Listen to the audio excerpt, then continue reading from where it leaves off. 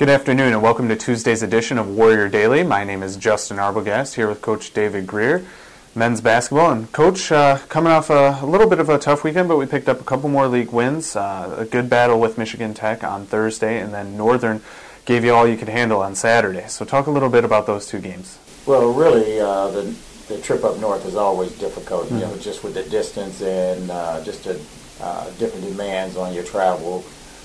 But I thought our guys responded well. You know, Tech is a very good basketball team that hadn't lost at home, and obviously Ali Haydar is the reigning player of the year in the league, and he certainly took it to us. You know, he had 31 points, and we had no answer for him. But fortunately, our perimeter guys were really good and forced them guys into some turnovers, and we was able to create some easy baskets in the second half, which basically was the difference in the game. And Northern came out and, you know, slowed the game down and executed their offense really well. You know, I thought our guys got off to a slow start. Maybe the 11 o'clock tip-off had something to do with it. But, you know, Ian Larkin was great in the first half, and Mike Hollingsworth really just carried us in the second half with 20 points. And talk about the development there of Mike. I know he started off the weekend a little bit under the weather, but kind of really came on in that second half of that Northern game. Was there something that you guys adjusted offensively? Is there something that maybe he said at halftime or you said that maybe just got him going? Because he seemed like a completely different player from the whole weekend in that second half. Well, really, you know, he was, you know, throwing up all week, couldn't keep any food down, and really, you know, some question whether he would even play, you know, and obviously in the Tech game he wasn't very good, but he came out and gave us a courageous effort.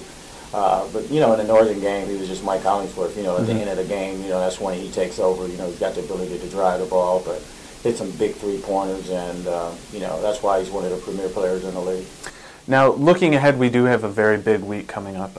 A Ferris team that also beat Tech a week before, and so kind of maybe opened a few more eyes about Ferris State team that maybe some people weren't really looking at as one of the upper echelon teams.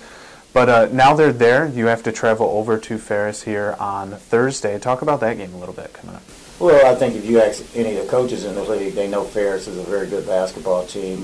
They've had some tough losses on the road. They lost in overtime to Finley at Finley. And really, they got a great scorer in Kenny Brown and Daniel Sullivan, who's a high school teammate of Ian Larkins, and Shane Phillips is a great rebounder, strong inside, excellent defender.